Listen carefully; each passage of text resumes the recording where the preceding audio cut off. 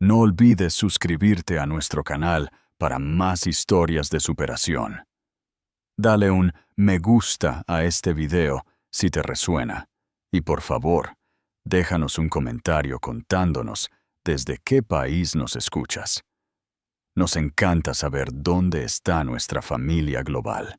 El secreto de la maceta. Rota, una historia de renacimiento. Los trozos de cerámica se desparramaron por el suelo de madera como promesas rotas, y entre la tierra oscura que se derramó de la maceta volcada, algo metálico atrapó la luz de la tarde que se filtraba por la ventana de nuestra sala. Mi corazón se detuvo.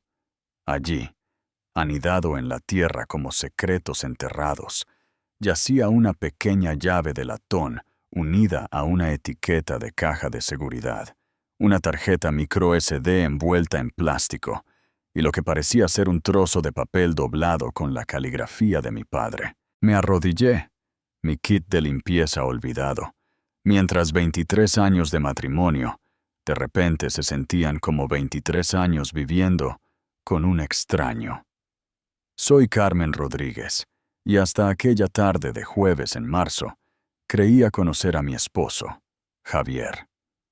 Creía en nuestra vida juntos, en el tranquilo hogar en el barrio de Triana, Sevilla, que habíamos construido, en el hombre que besaba mi frente cada mañana antes de ir a trabajar y me llamaba mi vida delante de nuestros amigos.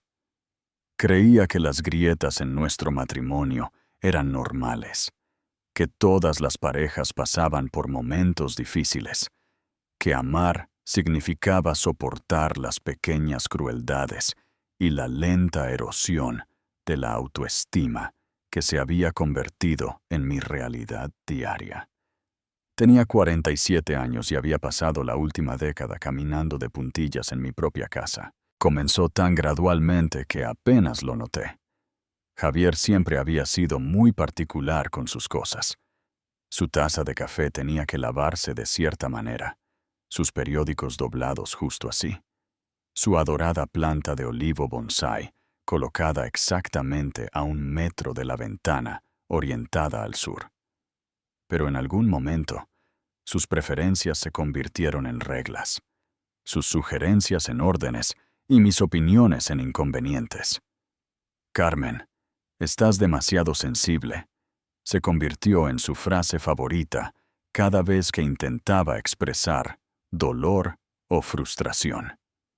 Estás imaginando cosas, decía con esa sonrisa paciente que me hacía sentir como una niña histérica. Ya sabes cómo te pones cuando estás estresada. ¿Cómo me ponía cuando estaba estresada? Al parecer, era ser precisa sobre cosas que realmente estaban sucediendo. La manipulación psicológica era tan sutil, tan hábilmente orquestada, que empecé a dudar de mis propias percepciones. Cuando mencionaba que parecía distante, me recordaba todas las formas en que me mostraba amor. Las flores que traía a casa, siempre después de haber sido particularmente cruel el día anterior. Las cenas caras donde pasaba la noche pegado a su teléfono. Los viajes de fin de semana donde desaparecía durante horas, alegando que necesitaba espacio para pensar. Nuestra hija, Luna, ahora con 23 años y recién salida de la universidad, había empezado a notar la dinámica durante sus últimas visitas a casa. Observaba con ojos perspicaces cómo Javier desestimaba mis comentarios en la cena, cómo corregía mis historias delante de los invitados, cómo tomaba decisiones sobre nuestro calendario social sin consultarme. «Mamá», me dijo el mes pasado, con voz cautelosa y preocupada, «sabes que no tienes que estar de acuerdo con todo lo que dice, ¿verdad? Se te permite tener tus propias opiniones». El hecho de que mi propia hija sintiera la necesidad de recordarme esta verdad básica debería haber sido mi llamada de atención. En cambio, puse excusas, como siempre lo hacía. «Tu padre es así, cariño. El matrimonio es cuestión de compromiso». Pero los ojos de Luna se habían llenado de algo que parecía lástima, y esa mirada me persiguió durante semanas. La familia de Javier nunca facilitó las cosas. Su madre, Dolores, era una mujer de acero, con una lengua afilada como una navaja, siempre lista con un comentario sobre mi forma de llevar la casa, mi cocina, mi crianza, mis elecciones profesionales. Javier trabaja muy duro, decía con un suspiro cada vez que mencionaba sentirme abrumada. Lo mínimo que podrías hacer es mantener un hogar adecuado para él. Su hermano, Mateo, era peor. Un matón que había aprendido a ocultar su crueldad detrás de chistes y disculpas de «es solo una broma». Hacía comentarios hirientes sobre mi apariencia, mi inteligencia, mi valía, siempre con esa misma sonrisa sarcástica que Javier ponía cuando me corregía. Los dos hermanos se alimentaban de la energía del otro, convirtiendo las reuniones familiares en sutiles competiciones, para ver quién podía menospreciarme más eficazmente. Mi única aliada en la familia de Javier era su cuñada, Sofía, la esposa de Mateo, quien se había casado con esta disfunción hace 5 años y la reconocía por lo que era. Me miraba a los ojos al otro lado de la mesa de la cena, cuando los hombres eran particularmente horribles, ofreciendo solidaridad silenciosa y la ocasional escapada para ayudar en la cocina, donde podíamos respirar libremente durante unos minutos. «No son normales, Carmen», me susurró en la última Navidad, mientras lavábamos los platos y escuchábamos a Mateo regañar a su hijo adolescente en la habitación de al lado. La forma en que tratan a las mujeres, la forma en que nos hablan, no está bien. Pero Sofía también estaba atrapada, con 2 hijos pequeños y un marido que controlaba todos los aspectos de sus finanzas. Ambas nos estábamos ahogando en diferentes pozos de la misma agua tóxica. La mañana en que rompí la maceta del olivo comenzó como cualquier otra. Javier se había ido a su trabajo en la firma de seguros con su habitual beso perfunctory y su lista de cosas para que yo realizara mientras él estaba fuera. La casa necesitaba estar impecable para la visita de su madre ese fin de semana. La compra tenía que hacerse según la lista específica que había dejado en el mostrador, y su estudio necesitaba ser desempolvado, pero con cuidado, porque todo tenía que ser devuelto exactamente a su lugar. Yo había estado trabajando a tiempo parcial como diseñadora gráfica autónoma desde que Luna se fue a la universidad, tratando de reconstruir la carrera que había abandonado cuando ella nació. Javier toleraba esto siempre y cuando no interfiriera con mis responsabilidades principales, y siempre y cuando no ganara más dinero de lo que él consideraba cómodo. Cada vez que un proyecto empezaba a ir bien, cada vez que un cliente quería ampliar nuestra relación laboral, Javier de repente necesitaba más atención, más cuidado, más de mi tiempo dedicado a mantener su comodidad. Estaba en la sala de estar, limpiando el polvo alrededor de su precioso olivo, una planta que tenía desde antes de que nos conociéramos, que él afirmaba era irreemplazable y que yo tenía prohibido mover o trasplantar, cuando sonó mi teléfono. Era Luna, llamando desde su apartamento en Valencia, donde trabajaba en una ONG, y vivía el tipo de vida independiente que yo había olvidado que era posible. «Hola, mamá». Su voz era alegre pero preocupada. «He estado pensando en nuestra conversación de la semana pasada, sobre que quizás hables con alguien, me refiero a un terapeuta». Yo había mencionado en un momento de debilidad que me había sentido perdida últimamente, como si ya no me reconociera a mí misma. Luna había sugerido inmediatamente terapia, pero la idea me aterraba. ¿Y si un terapeuta confirmaba lo que empezaba a sospechar? Que había desperdiciado décadas de mi vida, que me había permitido convertirme en una sombra de quien solía ser. «No lo sé, cariño», dije estirando el cable del teléfono mientras me acercaba para limpiar el alféizar de la ventana detrás del olivo. Tu padre cree que la terapia es solo una excusa para la gente que no puede manejar sus problemas. Mamá. La voz de Luna era tajante. ¿A quién le importa lo que papá piense de la terapia? Esto se trata de ti, de lo que tú necesitas. La idea radical de que mis necesidades pudieran importar, de que incluso pudieran tener precedencia sobre las opiniones de Javier, era tan extraña que de hecho me reí. Pero fue un sonido amargo, y al girar para responder a Luna, mi codo golpeó el borde de la maceta del olivo. El tiempo se ralentizó, mientras observaba 23 años de cuidadosa obediencia hacerse añicos contra el suelo de madera, y el olivo mismo yacía de lado, con las raíces expuestas, luciendo tan vulnerable y desplazado como me sentía la mayoría de los días. «Mamá, mamá, ¿qué fue ese ruido?» La voz de Luna parecía venir de muy lejos. Yo estaba mirando el desastre, calculando en qué lío me había metido cuando los vi. Los objetos que lo cambiarían todo, anidados en la tierra, como secretos que finalmente salían a la luz. «Tengo que llamarte de vuelta», susurré al teléfono y colgué antes de que Luna pudiera responder. Mis manos temblaron al levantar primero la llave de latón. Era pequeña, del tipo que se usa para cajas de seguridad, y adjunta a ella había una etiqueta con números que no reconocía y el logo de un banco de la otra punta de la ciudad. Un banco donde no teníamos cuentas, que yo supiera. La tarjeta microSD estaba cuidadosamente envuelta en plástico, protegida de la humedad y la tierra. Alguien se había esmerado mucho en preservar lo que estuviera almacenado en ella. Pero fue el trozo de papel lo que hizo que mi sangre se convirtiera en agua helada en mis venas. Era una fotocopia de una carta escrita con la caligrafía distintiva de mi padre. La misma caligrafía cuidadosa que había usado para escribirme notas durante toda mi infancia.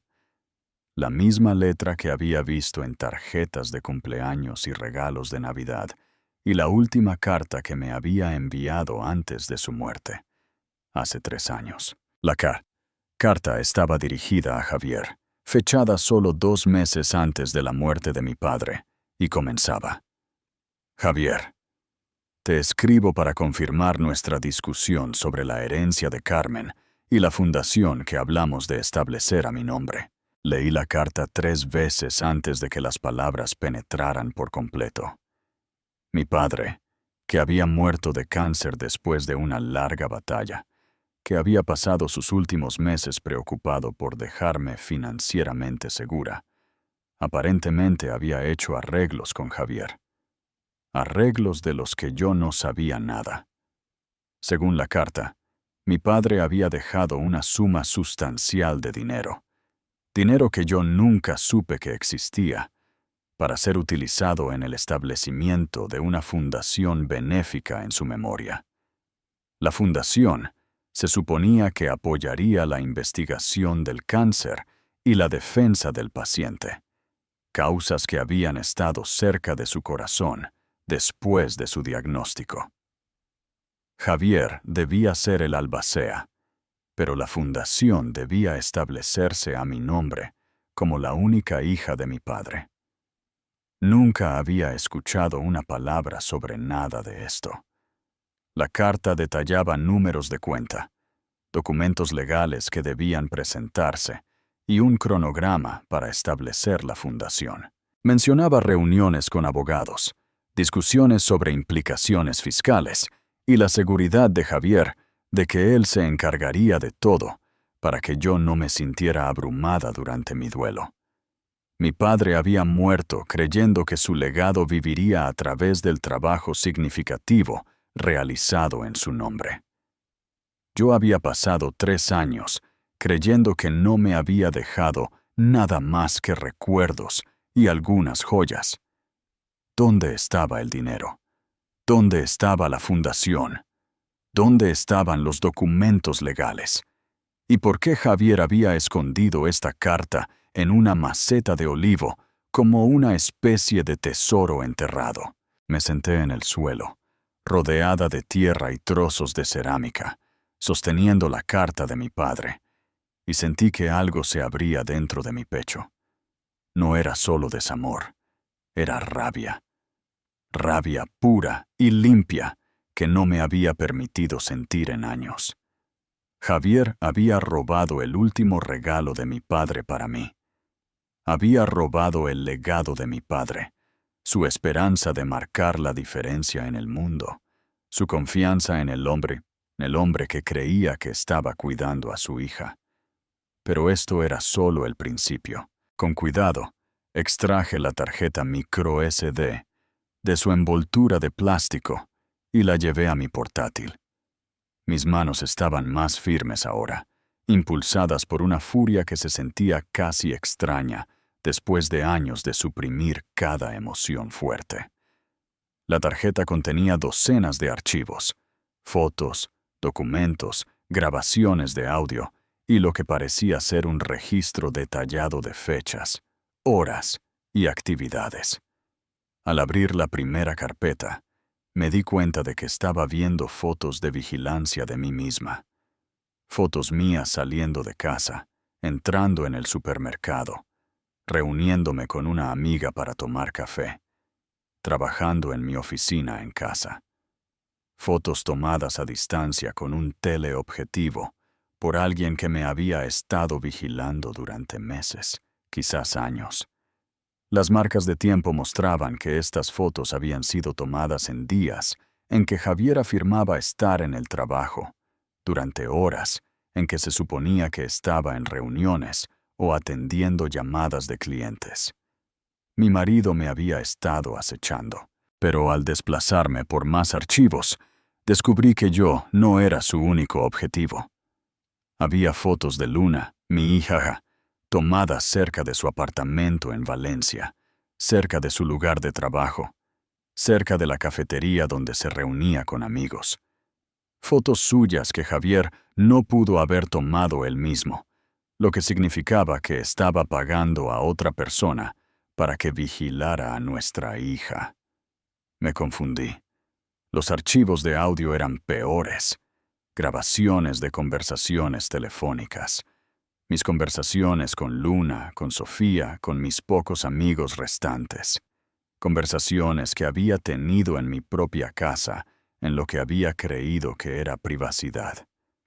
Javier me había estado grabando, escuchando mis pensamientos privados, mis miedos, mis momentos de duda sobre nuestro matrimonio. En una grabación, me oí hablando con Luna sobre sentirme atrapada, sobre preguntarme si había cometido un error al permanecer en el matrimonio durante tanto tiempo. En otra, estaba hablando con Sofía sobre el comportamiento controlador de Javier, sobre cómo me hacía sentir pequeña y estúpida. Había estado recolectando pruebas de mi deslealtad, construyendo un caso en mi contra, como si fuera una criminal en mi propia vida. La carpeta de documentos contenía papeles legales que me revolvieron el estómago. Documentos de divorcio ya rellenados con términos que me dejarían casi sin nada. Un acuerdo de custodia que le daría a Javier la custodia principal de Luna, a pesar de que ella tenía 23 años y vivía de forma independiente. Solicitudes de orden de alejamiento, alegando que yo era mentalmente inestable y potencialmente peligrosa. Y lo más escalofriante de todo, un informe de evaluación psiquiátrica con mi nombre, afirmando que sufría de delirios paranoicos, depresión e inestabilidad emocional. El informe estaba firmado por un médico que nunca había conocido, fechado solo 2 semanas antes. Javier había estado construyendo un caso para que me declararan mentalmente incompetente. Había estado planeando quitarme todo: el dinero de mi padre, mi hija, mi libertad, mi cordura, y dejarme sin nada más que un diagnóstico de enfermedad mental y una reputación de mujer inestable en la que no se podía confiar. No sé cuánto tiempo estuve sentada allí, mirando la evidencia de la traición de mi marido. La luz de la tarde se movía por el suelo, iluminando la maceta rota y la tierra esparcida, y sentí que estaba viendo mi vida claramente por primera vez en décadas. Cada discusión que habíamos tenido, cada vez que me había hecho sentir loca o demasiado sensible, cada momento en que dudé de mis propias percepciones, todo había sido calculado. Había estado destruyendo sistemáticamente mi sentido de la realidad, mi confianza, mis conexiones con otras personas, preparándose para el día en que lo tomaría todo y me dejaría impotente para defenderme. La parte más cruel fue que había usado la confianza de mi padre para hacerlo. Mi padre, que me había amado incondicionalmente, que se había preocupado por mi futuro, que había tratado de proveerme incluso después de su muerte. Javier lo había traicionado también. Pensé en las últimas semanas de mi padre, en lo aliviado que parecía por algo, en cómo me había dicho que no me preocupara por el dinero, que Javier se encargaría de todo. Había asumido que se refería a que Javier me cuidaría emocionalmente, me apoyaría en mi duelo. Nunca imaginé que mi padre me había dejado una herencia sustancial, o que Javier había estado planeando robarla desde el momento en que mi padre murió. La rabia que se había estado acumulando en mi pecho se cristalizó en algo más duro y enfocado. Esto no era solo dinero o incluso vigilancia y manipulación. Se trataba de la memoria de mi padre, del bien que había querido hacer en el mundo, de la confianza que había depositado en un hombre que había demostrado ser completamente indigno de ella. Javier pensó que era muy inteligente, muy cuidadoso en su planificación. Pensó que yo estaba demasiado rota, demasiado dependiente, demasiado asustada para defenderme. Estaba a punto de descubrir lo equivocado que estaba. Pasé el resto de la tarde documentando cuidadosamente todo lo que había encontrado. Fotografié cada documento, copié cada archivo e hice notas detalladas sobre fechas y cronogramas. Investigué el banco donde se encontraba la caja de seguridad y descubrí que era real y que, según sus registros, se había abierto hace 3 años, justo después de la muerte de mi padre. También hice algo que no había hecho en años. Llamé a un abogado. No a cualquier abogado. Llamé a Georgina Ruiz, mi prima, que se especializaba en derecho de familia y que había estado tratando de reconectar conmigo durante años.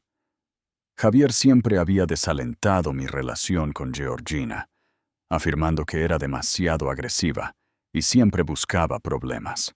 Ahora entendía por qué había querido mantenerme alejada de alguien que reconocería sus tácticas de manipulación y sabría cómo combatirlas. Carmen.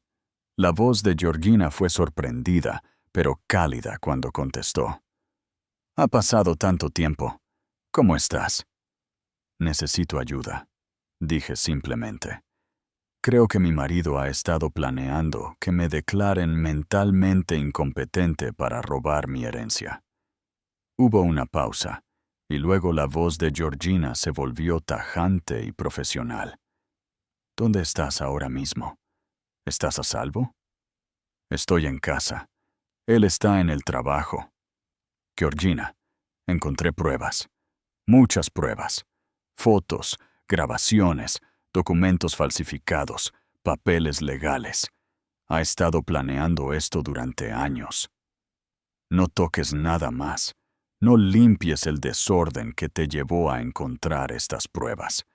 Voy para allá ahora mismo y traigo a un colega que se especializa en fraude financiero. Vamos a documentar todo correctamente y luego vamos a destruirlo. La ferocidad protectora en la voz de Georgina me hizo darme cuenta de cuánto tiempo había pasado desde que alguien había estado inequívocamente de mi lado. Empecé a llorar. No las lágrimas cuidadosas y silenciosas que había aprendido a derramar para no molestar a Javier, sino grandes y feas lágrimas de alivio, rabia y dolor por todos los años que había perdido. Carmen, dijo Georgina suavemente, vas a estar bien. Nos aseguraremos de eso. Pero necesito que hagas algo por mí ahora mismo. ¿Qué? Necesito que llames a Luna y le digas que tenga mucho cuidado. Si tu marido la ha estado vigilando, si está planeando reclamar la custodia de una mujer adulta, entonces es más peligroso de lo que pensábamos inicialmente. Necesita saber lo que está pasando. La idea de que Luna estuviera en peligro debido a los retorcidos planes de Javier me envió una nueva ola de furia. Mi hija, mi brillante, independiente y fuerte hija, estaba siendo acechada y amenazada por el hombre que se suponía que la amaría y protegería. Llamé a Luna inmediatamente. Mamá, suenas molesta. ¿Qué pasó con lo que se rompió? Luna, necesito que me escuches con mucho cuidado. Tu padre te ha estado vigilando. Tiene fotos tuyas tomadas cerca de tu apartamento y de tu trabajo. Encontré pruebas de que ha estado planeando presentar algún tipo de reclamo de custodia sobre ti, aunque seas adulta. Necesito que tengas mucho cuidado con tu entorno y que vengas a casa. El silencio al otro lado de la línea se extendió tanto que pensé que la llamada se había cortado. Luna. Mamá. Su voz era muy baja, muy controlada. ¿Me estás diciendo que papá me ha estado acosando? Sí. Y a mí. Y ha estado grabando nuestras conversaciones telefónicas. Luna. Hay mucho más. Él robó dinero que el abuelo nos dejó. Dinero que se suponía que iría a una fundación de investigación del cáncer. Ha estado planeando que me declaren mentalmente incompetente. Me estoy subiendo a mi coche ahora mismo, interrumpió Luna. Llegaré en 5 horas. Mamá, no lo confrontes. No dejes que sepa que encontraste nada. Puedes limpiar el desorden que hiciste y pretender que todo es normal hasta que llegue. El hecho de que mi hija de 23 años me estuviera dando instrucciones de seguridad sobre mi propio marido debería haber sido humillante. En cambio, se sintió como un salvavidas. Georgina vendrá para ayudar a documentar todo. Trae a otro abogado. Bien. Mamá. La voz de Luna se quebró ligeramente. Lo siento mucho. Sabía que algo andaba mal, pero nunca imaginé. Debería haber presionado más. Debería haberte hecho dejarlo hace años. Esto no es tu culpa, cariño. Tampoco es tuya, mamá. Recuérdalo. Georgina llegó en 1 hora, acompañada por una mujer alta con cabello plateado, que se presentó como la doctora Emilia Vega, una contadora forense especializada en casos de abuso financiero y fraude. Vieron la maceta rota, la evidencia esparcida y mi cara llena de lágrimas, e inmediatamente tomaron el control. Lo primero es lo primero, dijo Georgina, poniéndose guantes de látex. Documentamos todo exactamente como lo encontraste. La doctora Vega va a fotografiar la escena y luego vamos a catalogar cuidadosamente cada pieza de evidencia. La doctora Vega ya estaba instalando equipo fotográfico profesional. Carmen, quiero que me cuentes exactamente lo que pasó. ¿Cómo encontraste estos objetos? ¿Cuál fue tu primera reacción? Necesito establecer una línea de tiempo clara. Mientras les contaba la historia, trabajaban con precisión metódica. Cada documento fue fotografiado en su lugar antes de ser cuidadosamente retirado y colocado en bolsas de pruebas. Cada archivo en la tarjeta micro SD fue copiado y verificado. La llave de la caja de seguridad fue examinada y rastreada hasta su origen. Esto es extenso, dijo la doctora Vega con seriedad mientras revisaba los documentos financieros. Su marido ha estado planeando esto durante al menos 3 años, posiblemente más. El nivel de documentación, la evaluación psiquiátrica falsificada, la vigilancia. Esto no es un comportamiento impulsivo. Esto es una campaña a largo plazo diseñada para aislarla y robar sus bienes. Georgina estaba examinando los papeles de divorcio que Javier había preparado. Estos términos son inaceptables.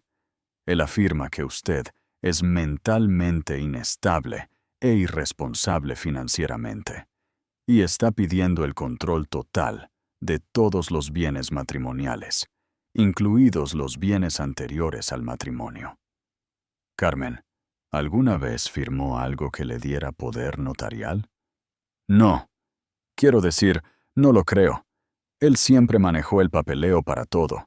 Dijo que era más fácil si él se encargaba del lado comercial de nuestro matrimonio. Georgina y la doctora Vega intercambiaron una mirada que me revolvió el estómago. Tenemos que verificar, dijo Georgina. Si ha falsificado su firma en documentos legales, eso es un delito grave. Pero primero, tenemos que asegurar la herencia de su padre. Emilia, ¿puedes rastrear el dinero? La doctora Vega ya estaba en su portátil, sus dedos volando por el teclado. La caja de seguridad se abrió hace 3 años, 2 semanas después de la muerte de su padre. Según los registros bancarios, se ha accedido a ella regularmente, aproximadamente una vez al mes. El acceso más reciente fue la semana pasada. ¿Qué hay en ella? No lo sabremos hasta que la abramos, pero basándonos en estos documentos, sospecho que encontraremos el testamento original, la documentación de la fundación y posiblemente pruebas de a dónde ha ido el dinero. Georgina se levantó, quitándose la tierra de las rodillas. Carmen, vamos a ese banco ahora mismo. Vas a usar esa llave y vamos a ver exactamente lo que tu marido ha estado escondiendo. Pero ¿qué pasa si se entera? ¿Qué pasa si llega a casa y ve la maceta rota? Vamos a limpiar esto y a hacer que parezca un accidente, dijo la doctora Vega. Le vas a decir que rompiste su planta, que lo sientes mucho y que has pedido una maceta de repuesto. Vas a actuar como la esposa sumisa que él espera que seas, solo un poco más. La idea de fingir, de volver a la actuación de ser la esposa complaciente de Javier, me dio náuseas. Pero entendí la estrategia. Necesitábamos tiempo para construir nuestro caso, para asegurar la evidencia, para asegurarnos de que no pudiera destruir nada o desaparecer con el dinero. ¿Cuánto tiempo?, pregunté. Unos días, quizás una semana, dijo Georgina. Solo el tiempo suficiente para poner todo en orden. Y luego vamos a destruirlo tan completamente que nunca más podrá hacerte daño a ti ni a nadie más. La caja de seguridad contenía un tesoro de pruebas que pintaban un panorama aún más condenatorio de la traición de Javier. El testamento original de mi padre estaba allí, junto con una carta de instrucciones que dejaba sus intenciones muy claras. Me había dejado 800,000 euros, dinero de la venta de su casa, su seguro de vida y las inversiones que había hecho a lo largo de los años. El dinero estaba específicamente designado para establecer la Fundación Maximiliano Rodríguez para la investigación del cáncer y la defensa del paciente, conmigo como administradora principal y beneficiaria. También había documentos legales que Javier nunca había presentado, documentos que habrían establecido la fundación y me habrían dado control sobre los fondos. En cambio, Él había transferido el dinero a cuentas bajo su control exclusivo, utilizando documentos de poder notarial falsificados que llevaban mi firma, una firma que yo definitivamente nunca había escrito. Pero el descubrimiento más impactante fue una carpeta etiquetada Pólizas de seguro. Pólizas de seguro de vida, tanto sobre mí como sobre Luna, que Javier había contratado sin nuestro conocimiento. Las pólizas eran sustanciales y habían sido compradas hacía solo 6 meses. Ha estado planeando destruirnos, susurré, mirando los documentos. No necesariamente, dijo la doctora Vega con cautela, pero ciertamente ha estado planificando la posibilidad de sus muertes. Combinado con la evaluación psiquiátrica y los papeles de custodia, esto sugiere que estaba preparando múltiples escenarios. Si no podía hacer que la declararan incompetente, si usted se defendía o intentaba irse. Ella no necesitó terminar la frase. Georgina estaba fotografiando todo con una eficiencia sombría. Carmen, esto es suficiente evidencia para encerrarlo por mucho tiempo. Fraude, falsificación, robo de identidad, abuso financiero. Y dependiendo de lo que encontremos cuando investiguemos más a fondo, posiblemente conspiración e intento de asesinato. Pero no quiero que vaya a prisión, dije, sorprendiéndome a mí misma. Quiero decir, sí, pero eso no es suficiente. La prisión sería demasiado fácil. Él se convertiría en la víctima, el pobre hombre cuya esposa loca destruyó su vida. Su familia se uniría a su alrededor, pondría excusas, me culparía de todo. Georgina me miró con algo parecido al orgullo. ¿Qué quieres, Carmen? Pensé en mi padre, en el bien que había querido hacer en el mundo. Pensé en Luna, en el miedo en su voz cuando se dio cuenta de que había sido acosada. Pensé en Sofía, atrapada en su propio matrimonio tóxico, y en todas las demás mujeres que podrían ser víctimas de la manipulación de Javier en el futuro. Quiero que sea expuesto, dije. Quiero que todos sepan exactamente quién es y qué ha hecho. Quiero que su familia vea la verdad, sus compañeros de trabajo, sus amigos. Quiero que la fundación se establezca como mi padre pretendía, y quiero que Javier lo pierda todo. Su reputación, su trabajo, el respeto de su familia, su sentido de control. Quiero que se sienta tan impotente y humillado como me ha hecho sentir a mí durante 23 años. Eso, dijo Georgina con una sonrisa feroz, definitivamente podemos arreglarlo. Luna llegó esa noche justo cuando Javier estacionaba su coche. Había pasado la tarde limpiando la maceta rota, pidiendo una de repuesto por internet y practicando mi actuación de contrición y ansiedad.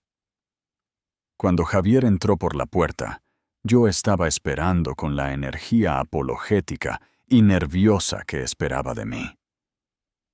Javier, lo siento mucho, comencé antes de que siquiera dejara su maletín.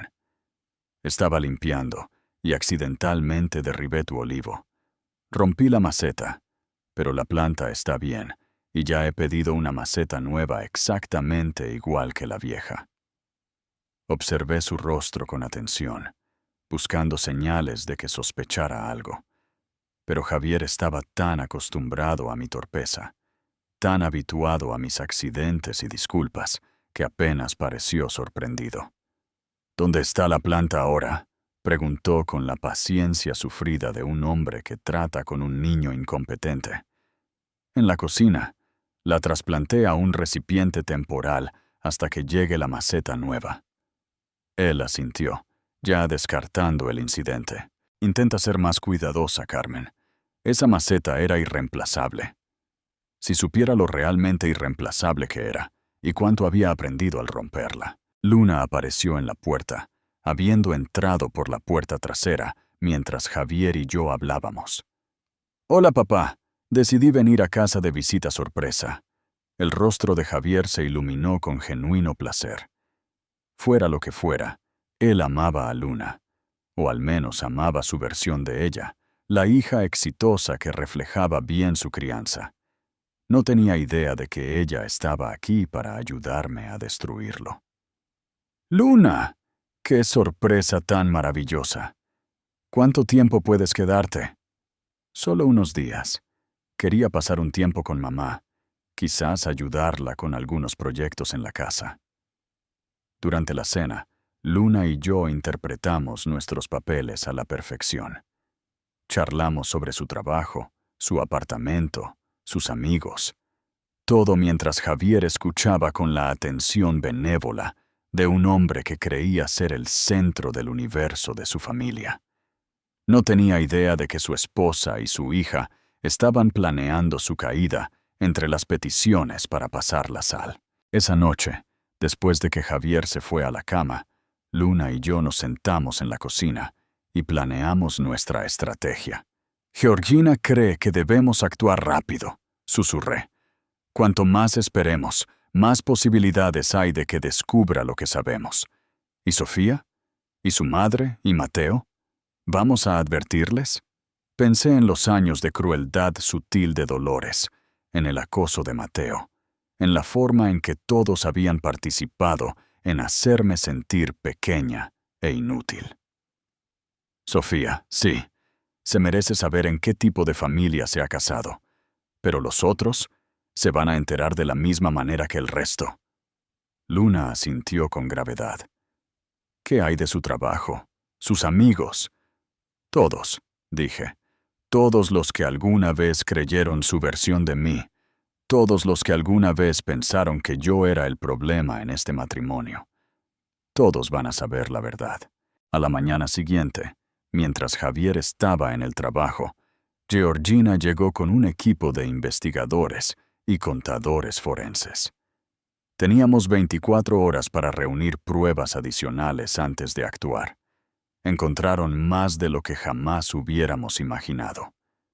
El ordenador de Javier contenía años de correspondencia con investigadores privados, detallando no solo la vigilancia mía y de Luna, sino también verificaciones de antecedentes de mis amigos, mis familiares, cualquiera que pudiera influenciarme u ofrecerme apoyo. Había estado identificando y neutralizando sistemáticamente mi red de apoyo durante años. También había correos electrónicos con su hermano Mateo, discutiendo estrategias para manejarme a mí y a Sofía. Los dos hermanos habían estado coordinando sus esfuerzos, compartiendo técnicas de manipulación psicológica y control. Mateo había estado probando métodos con Sofía, que Javier luego usaba conmigo. Lo más condenatorio de todo, encontraron comunicaciones con un médico, el mismo médico que había firmado la evaluación psiquiátrica falsificada. Javier le había estado pagando para crear registros médicos falsos, no solo para mí, sino también para otras mujeres. Esto no era solo abuso personal, era parte de un patrón más grande de comportamiento depredador. «Carmen», dijo Georgina, con la voz tensa de ira. Tu marido y su hermano están llevando lo que equivale a una empresa criminal. Están abusando sistemáticamente de mujeres, robando sus bienes y utilizando documentos médicos falsificados para encubrir sus huellas. No eres su primera víctima. La revelación me golpeó como un golpe físico. Todos esos años pensando que yo era el problema, que era demasiado sensible o demasiado difícil. Había sido víctima de una conspiración criminal calculada. ¿Cuántas más?, pregunté. Todavía estamos investigando, pero encontramos evidencia de al menos otras 3 mujeres en los últimos 10 años. Todas ellas terminaron divorciadas, declaradas mentalmente incompetentes y despojadas de sus bienes. Todas ellas viven ahora en la pobreza, mientras sus ex maridos controlan su antigua riqueza. Pensé en esas mujeres, en las vidas que habían sido destruidas por la codicia y la crueldad de Javier y Mateo. Pensé en cómo debieron haberse sentido, cómo debieron haberse culpado a sí mismas, cómo debieron haberse preguntado qué habían hecho mal. También vamos a ayudarlas a ellas, dije. Cuando expongamos a Javier y Mateo, nos aseguraremos de que esas mujeres también obtengan justicia. Georgina sonrió. Esperaba que dijeras eso. Pasamos los siguientes 2 días construyendo un caso hermético. Georgina trabajó con los fiscales para preparar cargos criminales. La doctora Vega rastreó cada euro de la herencia robada de mi padre e identificó las cuentas donde Javier había escondido el dinero. Los investigadores recopilaron pruebas de la vigilancia, los documentos falsificados y la conspiración con Mateo. Mientras tanto, yo interpreté mi papel a la perfección. Era la esposa arrepentida, preocupada por la maceta rota, agradecida por la paciencia de Javier con mi torpeza. Cocinaba sus comidas favoritas, le preguntaba sobre su día, y no le di ninguna razón para sospechar que algo había cambiado. Era como si el cielo me sonriera al ver que él olvidó por completo lo que estaba escondiendo en la maceta del olivo. Me estaba transformando. Cada sonrisa sumisa, cada gesto deferente, cada momento de pretender ser la mujer que él intentaba que fuera. Todo se sentía como una armadura ahora, protección, mientras me preparaba para la batalla. Luna fue magnífica. Charló con su padre sobre su trabajo, sus amigos, sus planes para el futuro, todo mientras grababa secretamente conversaciones y reunía pruebas adicionales. Javier, disfrutando de lo que pensaba que era la admiración de su hija, reveló más sobre sus planes de lo que jamás habría hecho si hubiera sabido que ella estaba trabajando en su contra. El jueves por la noche, Sofía vino a cenar. Javier siempre se comportaba de la mejor manera cuando teníamos invitados, interpretando el papel de esposo y padre devoto. Pero Sofía ahora sabía qué buscar, y pude verla catalogando cada desaire sutil, cada momento de control, cada señal del abuso que había estado demasiado aislada para reconocer en su propio matrimonio. Después de la cena, mientras Javier estaba en su estudio, Sofía, Luna y yo nos sentamos en la sala y le conté todo. Sofía escuchó en silencio atónito mientras describía las pruebas que habíamos encontrado, la conspiración entre Javier y Mateo, las otras víctimas, la herencia robada. Cuando terminé, estaba llorando. Sabía que algo andaba mal. Susurró. Mateo ha estado tan controlador últimamente, tan paranoico con el dinero y mis actividades. Ha estado haciendo preguntas extrañas sobre mi familia, sobre cualquier herencia que pueda recibir cuando mis padres mueran, y me ha estado presionando para que firme papeles, documentos financieros, que dice que son solo para planificación patrimonial. No firmes nada, dijo Luna con urgencia. Y Sofía, necesitas salir, esta noche, si es posible. No puedo. Los niños. Te ayudaremos, dije. Georgina tiene recursos, casas de seguridad, apoyo legal. No tienes que hacer esto sola.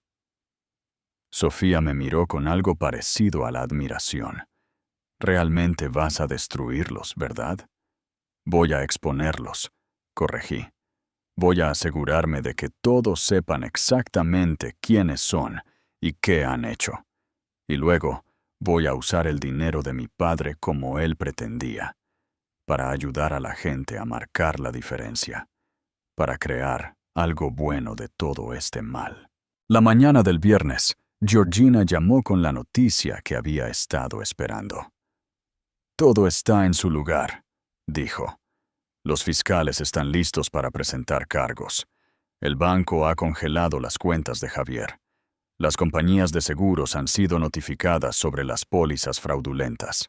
Y he preparado un expediente completo para su empleador, sus asociaciones profesionales y su círculo social. ¿Y los medios?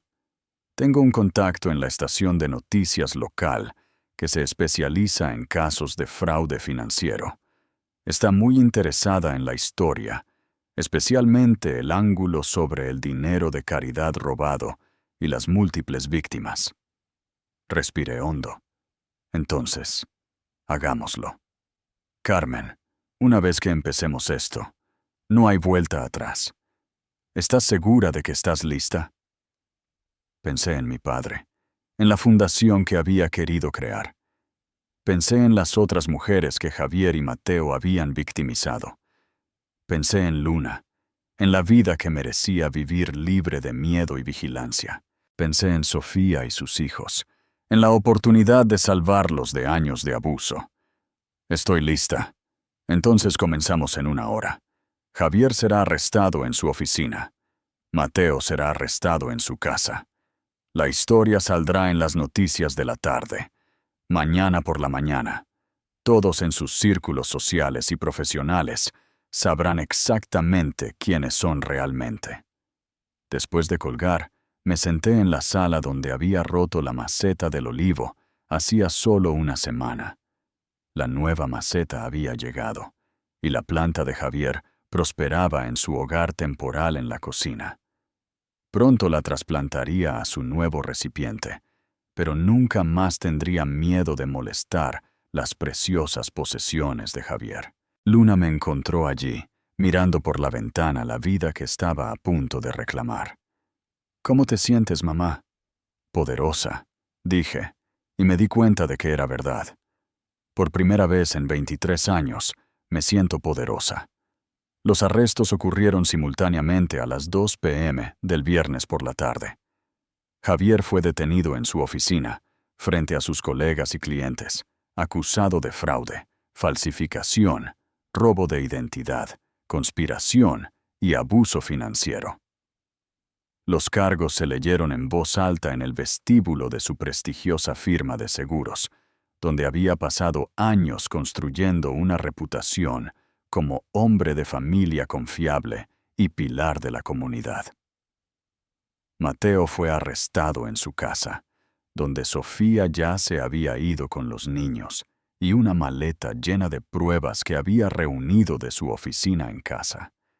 La expresión de su rostro, cuando se dio cuenta de que su esposa lo había superado fue, según el oficial que lo arrestó, absolutamente impagable. No estuve allí para ver ninguno de los arrestos, pero Georgina me llamó con actualizaciones durante toda la tarde. A las 3 p.m., ambos hombres estaban bajo custodia, sus bienes congelados y la investigación de sus otras víctimas estaba oficialmente en marcha. A las 6 p.m., las noticias locales abrieron con la historia. Ejecutivo de seguros local y su hermano acusados en esquema de fraude multimillonario dirigido a esposas y víctimas mayores. Luna y yo vimos la transmisión juntas, tomadas de la mano en el sofá, donde había pasado tantos años caminando de puntillas. La reportera, una mujer de ojos perspicaces llamada Lorena Domínguez, había hecho su tarea. Detalló no solo los cargos contra Javier y Mateo, sino también el patrón de abuso, el dinero de caridad robado y el impacto en las víctimas. Maximiliano Rodríguez, quien murió de cáncer hace 3 años, dejó 800,000 euros para establecer una fundación para la investigación del cáncer en su memoria, informó Domínguez. En cambio, su yerno supuestamente robó el dinero y usó documentos falsificados para que su esposa fuera declarada mentalmente incompetente. Esta noche, esa esposa está hablando. La cámara cortó a una entrevista que Georgina había arreglado ese mismo día. Apenas me reconocí. La mujer en la pantalla era segura, elocuente y furiosa de la mejor manera posible. Mi padre luchó contra el cáncer durante 2 años, me oí decir. Pasó sus últimos meses planificando un legado que ayudaría a otras familias que enfrentan la misma batalla. Mi marido robó ese legado, traicionó la confianza de mi padre y pasó 3 años manipulándome para que creyera que estaba perdiendo la cabeza. Pero lo único que perdí fue el miedo a él. La historia incluyó entrevistas con la doctora Vega sobre el fraude financiero, con Georgina sobre las implicaciones legales y con una fiscal que prometió que esto era solo el comienzo de una investigación mucho más grande. Pero el momento más poderoso llegó cuando Domínguez me preguntó qué pensaba hacer a continuación.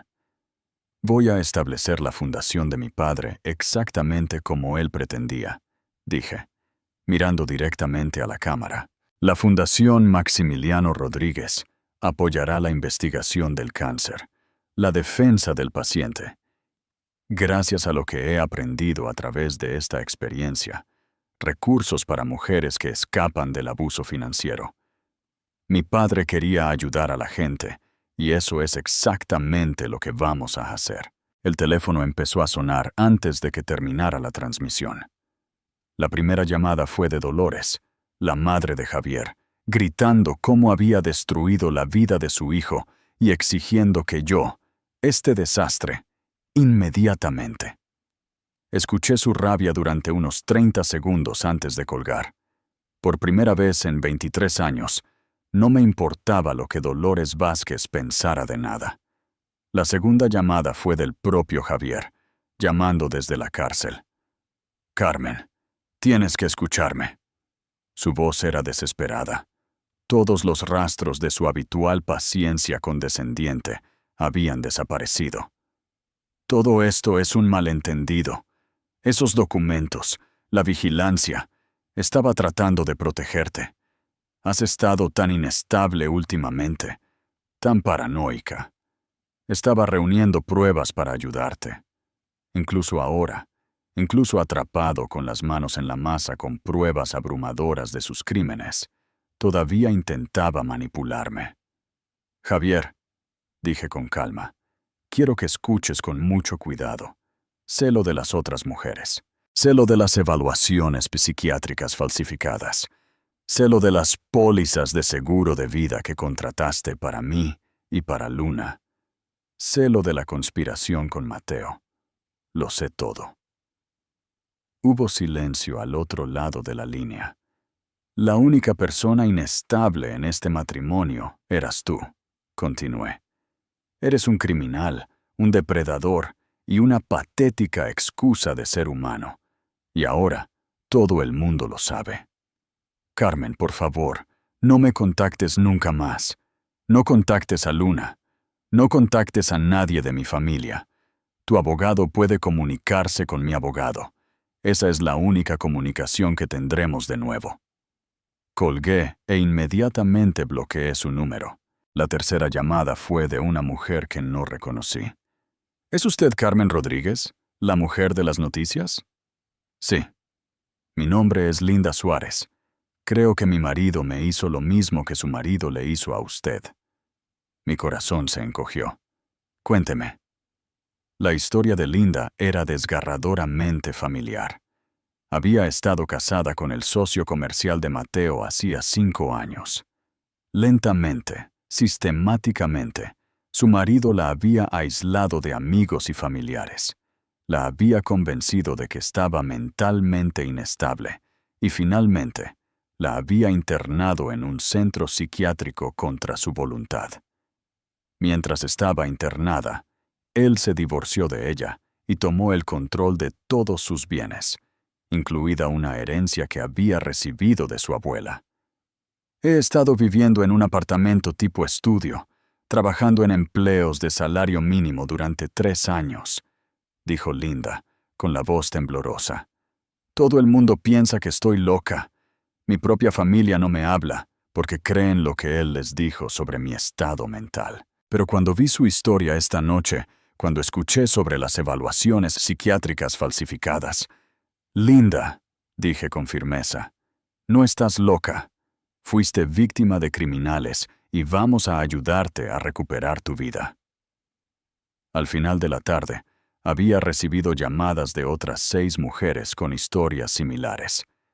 Georgina tenía razón. Javier y Mateo habían estado dirigiendo una empresa criminal y apenas habíamos arañado la superficie. El fin de semana trajo un frenesí mediático que superó cualquier cosa que pudiera haber imaginado. La historia se volvió viral en las redes sociales, fue recogida por medios de comunicación nacionales y desató conversaciones sobre el abuso financiero, la manipulación psicológica y la vulnerabilidad de las mujeres en matrimonios controladores. El hashtag #Justicia para Carmen comenzó a ser tendencia, junto con MAT Fundación, Maximiliano Rodríguez y Cata Abuso Financiero. Pero lo más importante, sacó a la luz a más víctimas. Para el lunes por la mañana, la oficina de Georgina había sido contactada por 12 mujeres con historias de abuso sistemático, fraude financiero y documentos médicos falsificados. El patrón era siempre el mismo: aislamiento, manipulación psicológica, control financiero gradual y luego acciones legales repentinas para despojar a las mujeres de sus bienes y credibilidad. Los fiscales ampliaron su investigación y las autoridades federales se involucraron cuando se dieron cuenta del alcance de la conspiración. Javier y Mateo no solo habían estado atacando a sus propias esposas, habían estado dirigiendo una red que incluía médicos corruptos, abogados cómplices e investigadores privados que se especializaban en fabricar pruebas contra mujeres vulnerables. Dolores Vázquez, la madre de Javier, intentó recabar apoyo para sus hijos, dando entrevistas en las que afirmaba que yo era una ex esposa vengativa que había manipulado a los medios. Pero sus esfuerzos fracasaron espectacularmente cuando uno de los reporteros descubrió que ella había estado recibiendo pagos regulares de las cuentas fraudulentas de Javier. Pagos que provenían directamente de la herencia robada de mi padre. La revelación de que la propia madre de Javier había estado lucrándose con sus crímenes destruyó cualquier simpatía restante por la familia. Dolores pasó de ser madre afligida a coconspiradora a ojos del público, y el apellido Vázquez se convirtió en sinónimo de codicia y traición.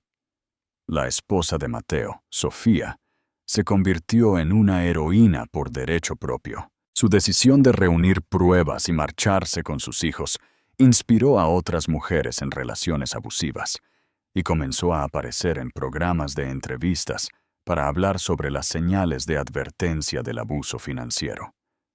Ella y yo nos hicimos amigas íntimas, unidas por nuestra experiencia compartida y nuestra determinación de ayudar a otras mujeres a evitar el mismo destino. 3 meses después, me encontraba en la sala de conferencias de un bufete de abogados en el centro de la ciudad, rodeada de las otras víctimas de los crímenes de Javier y Mateo.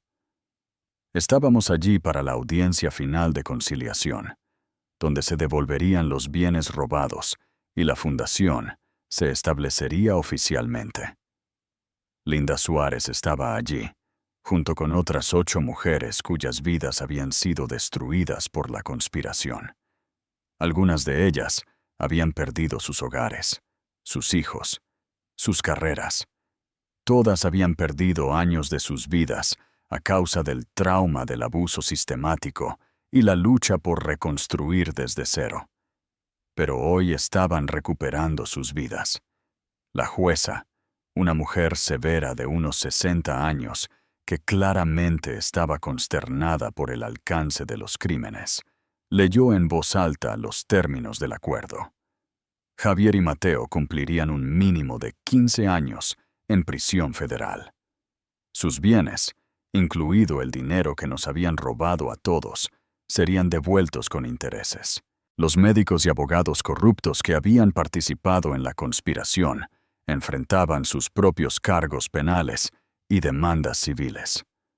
Lo más importante, la Fundación Maximiliano Rodríguez se establecería con una dotación inicial de 2,3 millones de euros, los 800.000 euros originales de mi padre, más el dinero robado a las otras víctimas, más daños e intereses. Señora Rodríguez, dijo la jueza mirándome directamente, su padre estaría orgulloso de lo que ha logrado. Esta fundación ayudará a pacientes con cáncer y sobrevivientes de abuso durante generaciones. Pensé en mi padre, en su última carta expresando confianza en Javier para que me cuidara. Se había equivocado con Javier, pero había acertado en algo más. Yo era más fuerte de lo que creía y era capaz de cuidarme a mí misma y a los demás.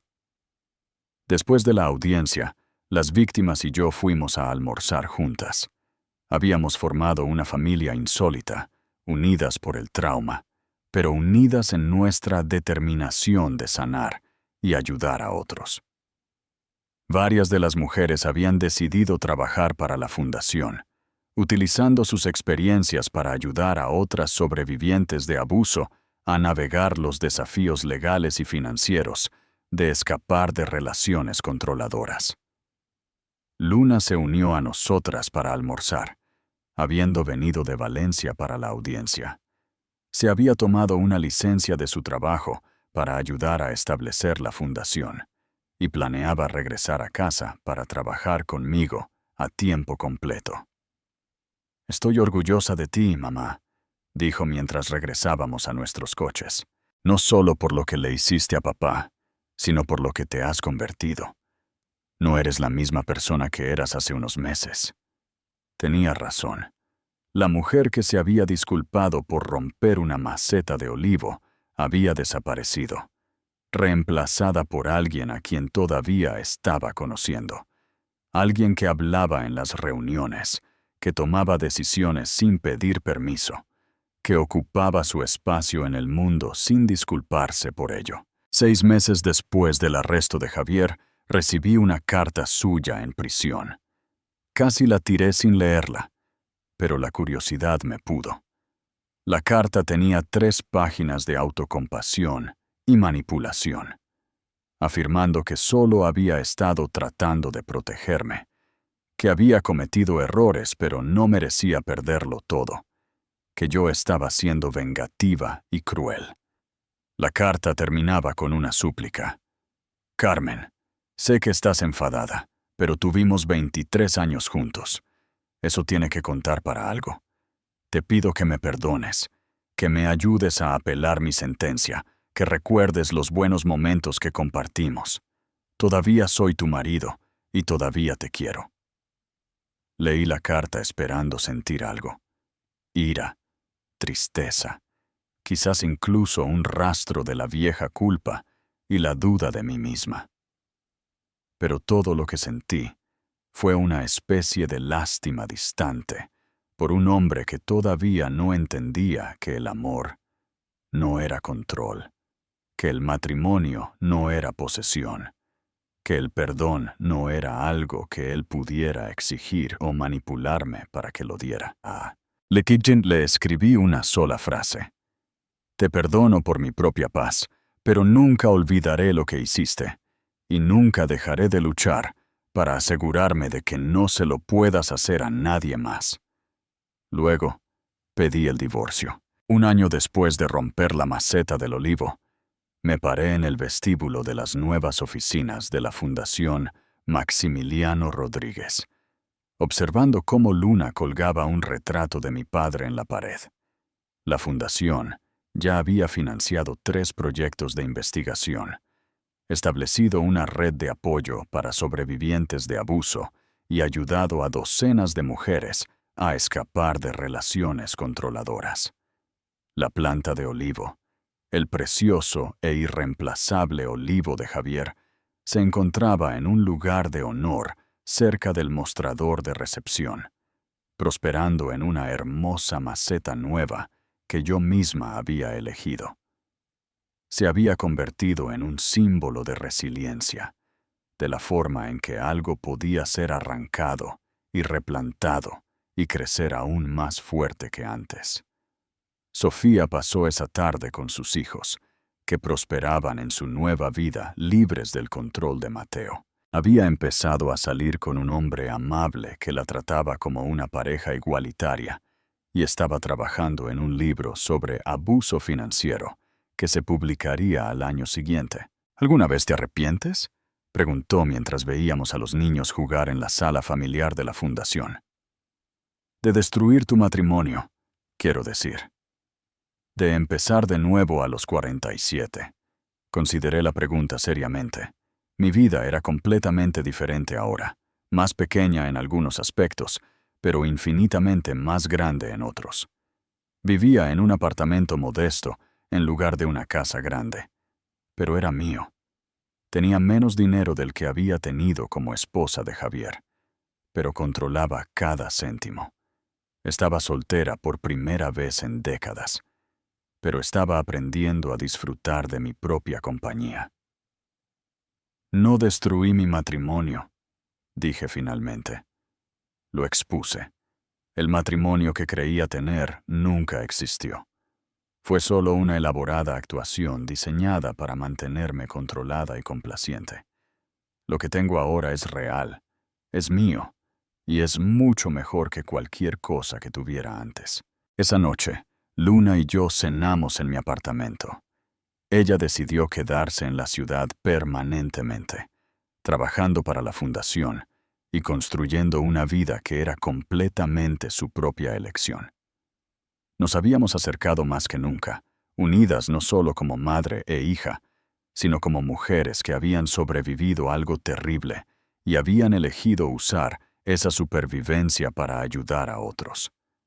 «Mamá», dijo Luna mientras fregábamos los platos, «tengo algo que contarte».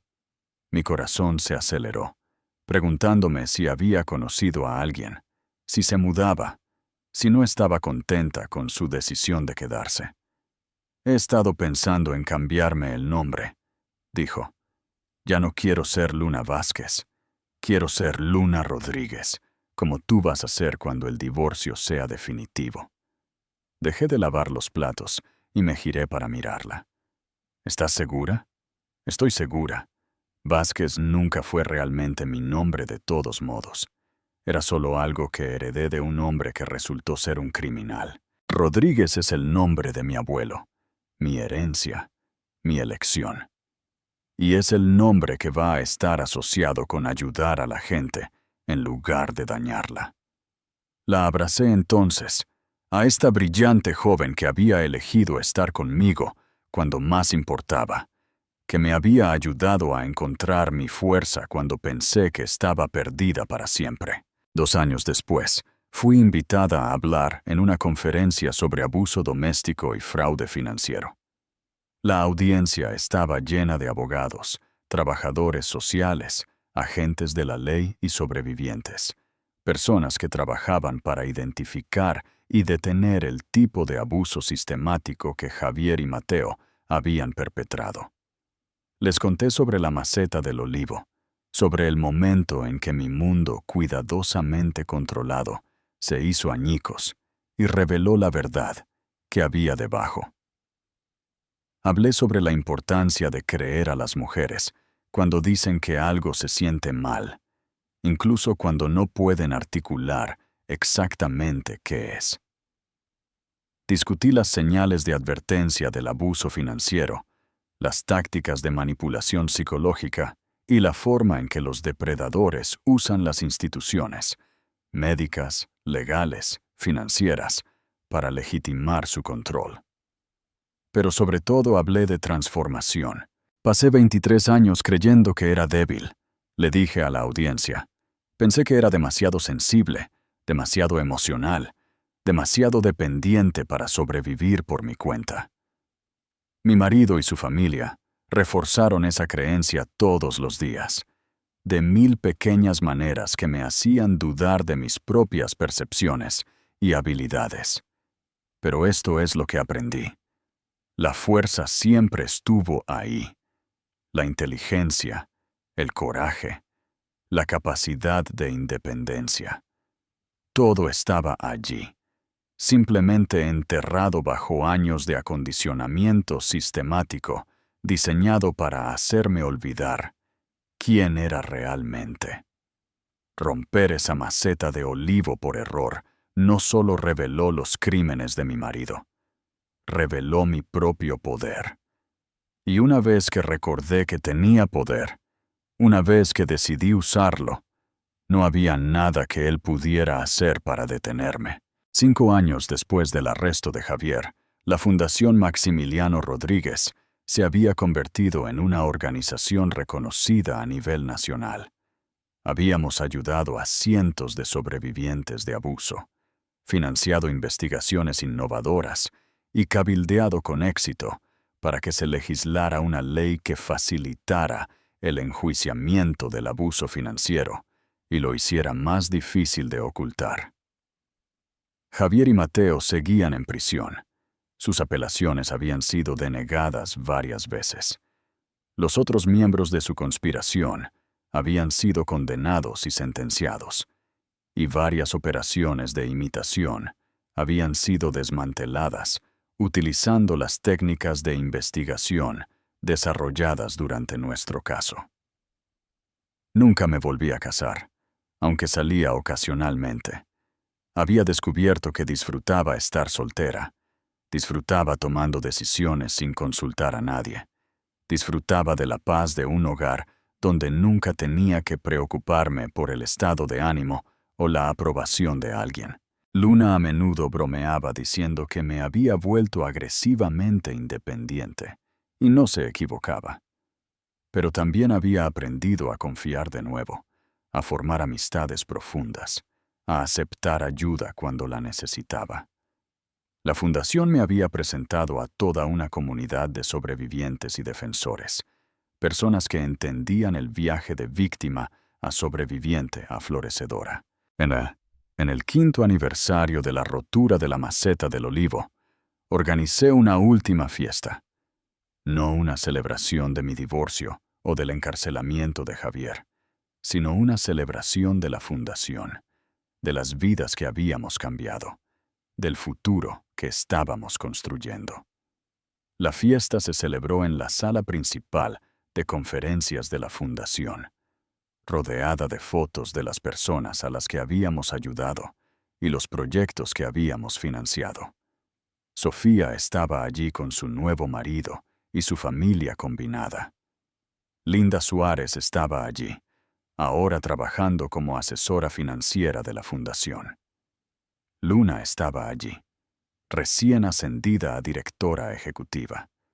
Georgina estaba allí, convertida no solo en mi abogada, sino en una de mis amigas más cercanas. Y en la esquina, prosperando en su hermosa maceta, estaba la planta de olivo que lo había iniciado todo. Al mirar alrededor de la sala, a los rostros de las personas que se habían convertido en mi familia elegida, sentí una profunda sensación de plenitud. No el tipo de final que ata todo en un lazo perfecto, sino el tipo de resolución que proviene de saber que has usado tu dolor para crear algo significativo. La doctora Vega se acercó a mí con una copa de champán y una sonrisa de complicidad. Carmen, tengo una noticia que creo que apreciarás. ¿Qué es?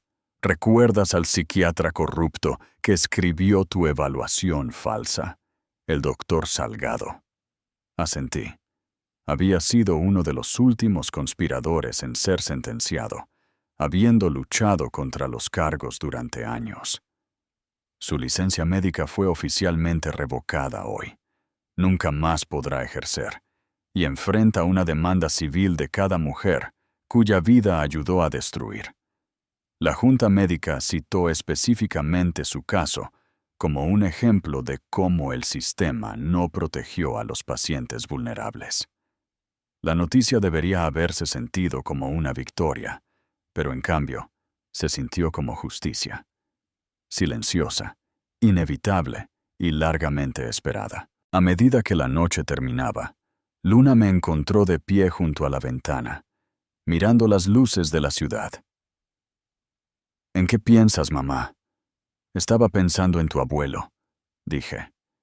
En lo mucho que le hubiera encantado esto, No el drama o el dolor, sino esto, la fundación, el trabajo que estamos haciendo, la gente a la que estamos ayudando. Siempre creyó que el bien podía venir del sufrimiento si estabas dispuesta a trabajar. Luna deslizó su brazo por el mío. Él estaría orgulloso de ti, no solo por sobrevivir a papá, sino por lo que construiste después.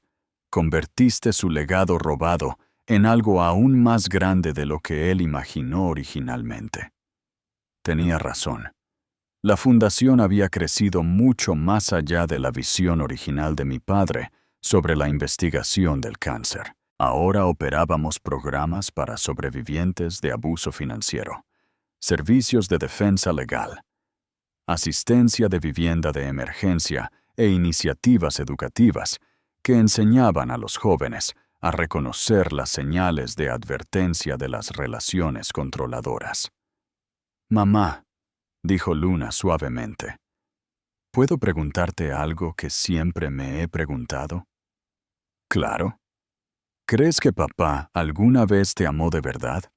¿O todo fue manipulación desde el principio?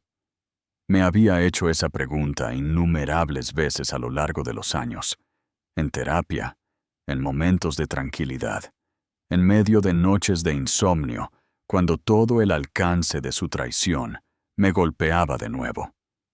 Creo que amaba la idea de mí, dije finalmente. Le encantaba tener una esposa que lo hiciera quedar bien, que no lo desafiara, que le facilitara la vida. Pero el amor real, requiere ver a alguien tal como es y querer que sea feliz, incluso si su felicidad no te sirve. Javier nunca me vio como una persona real, con mis propias necesidades y sueños. Yo solo era un personaje secundario en su historia. ¿Y ahora? Ahora soy la protagonista de mi propia historia, y es una historia mucho mejor que la que él estaba escribiendo para mí. Más tarde esa noche, después de que todos se hubieran ido a casa, me senté sola en mi apartamento con una taza de té y un álbum de fotos que había estado armando. Fotos de los últimos 5 años, documentando no solo el trabajo de la fundación, sino mi propia transformación. Había una foto de mi primera entrevista en televisión, donde me veía aterrorizada, pero decidida. Fotos de eventos de la fundación, donde gradualmente aparecía más segura, más cómoda en mi propia piel. Fotos con Luna, con Sofía, con las otras sobrevivientes que se habían convertido en mis hermanas en la sanación. Y allí, en la última página, había una foto que Luna había tomado esa misma mañana. Yo de pie junto a la planta de olivo, ambas prosperando en nuestro nuevo entorno. Pensé en la mujer que había sido hace 5 años, la que se disculpaba por existir, la que medía su valía por la aprobación de su marido, la que creía que mantener la paz era más importante que mantener su dignidad. Esa mujer ahora me parecía una extraña, alguien a quien recordaba con compasión, pero que apenas reconocía. La transformación no había sido fácil. Había habido noches oscuras en las que cuestioné todo, en las que la soledad se sentía abrumadora, en las que me pregunté si había cometido un terrible error al destrozar mi vida. Había habido momentos en que la voz de Javier en mi cabeza era más fuerte que la mía, en los que casi creí que realmente estaba loca, vengativa, imposible de amar. Pero esos momentos se habían vuelto cada vez menos frecuentes, reemplazados por una creciente sensación de mi propia valía, mi propio poder, mi propia capacidad para la alegría. Cogí mi teléfono y me desplacé por los mensajes que habían llegado durante el día. Felicitaciones de colegas, actualizaciones de mujeres a las que la fundación había ayudado. Fotos de las vacaciones familiares de Sofía, un meme divertido de Georgina. A la mañana siguiente, me levanté temprano y conduje hasta el cementerio donde estaba enterrado mi padre. Había empezado a visitarlo regularmente después de que se estableciera la fundación, actualizándolo sobre nuestro progreso, contándole sobre las vidas que habíamos cambiado, compartiendo las victorias y los desafíos del trabajo que él había hecho posible. «Hola, papá», dije, sentándome con las piernas cruzadas en la hierba junto a su lápida. «Te traje el informe anual». Abrí la carpeta y comencé a leerle las estadísticas. El número de mujeres a las que habíamos ayudado a escapar de relaciones abusivas, los pacientes con cáncer a los que ayudamos a sobrevivir, la cantidad de dinero que habíamos recuperado para las víctimas de fraude, los proyectos de investigación que habíamos financiado, la legislación en la que habíamos influido. Pero los números no cuentan toda la historia, continué. Ayer, una mujer llamada Linda, ¿te acuerdas de Linda? Fue una de las víctimas de Mateo. Me dijo que se va a casar el mes que viene, con un hombre que la trata como una pareja igual, que celebra su fuerza en lugar de tratar de disminuirla. Dijo que nunca pensó que volvería a confiar en nadie, pero la fundación la ayudó a aprender a confiar, primero en sí misma. Hice una pausa, observando una mariposa posarse en las flores que había traído. Y Luna, papá, estarías tan orgulloso de Luna. Se ha convertido en una defensora increíble, una protectora feroz de las personas vulnerables.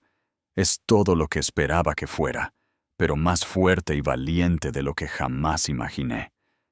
Ella eligió quedarse y luchar a mi lado en lugar de huir del desastre, y creo que esa elección la convirtió en la mujer que siempre estuvo destinada a ser. La mañana era tranquila, pacífica de una manera que mi vida rara vez había sido durante mi matrimonio.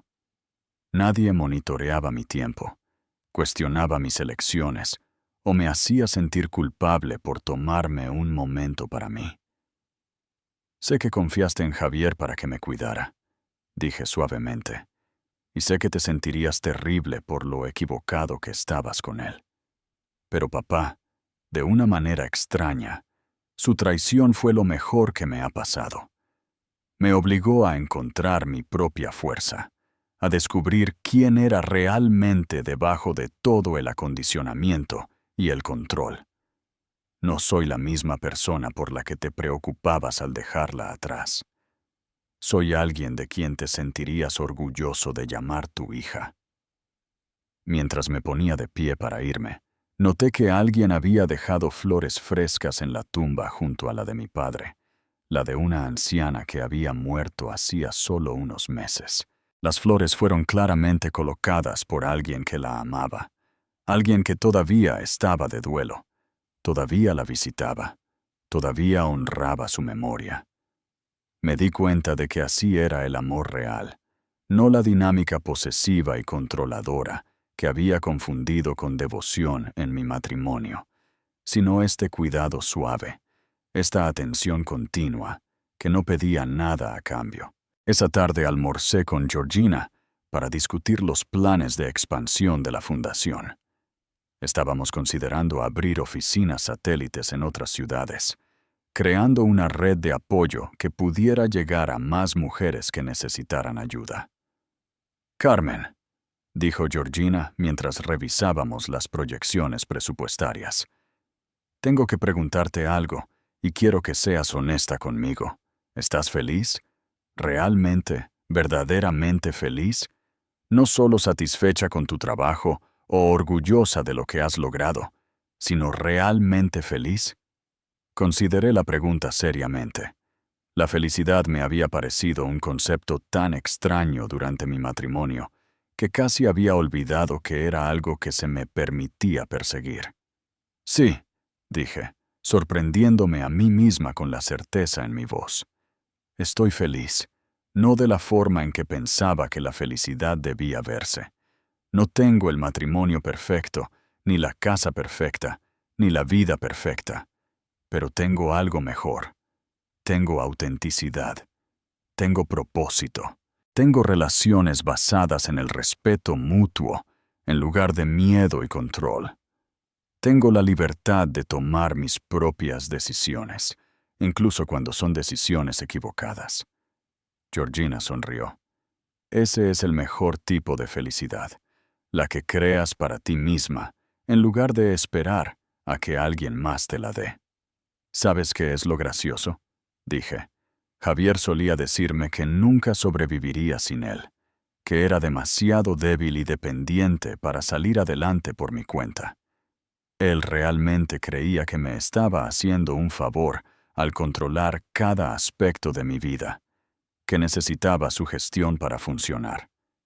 Y ahora me doy cuenta de que nunca fui débil.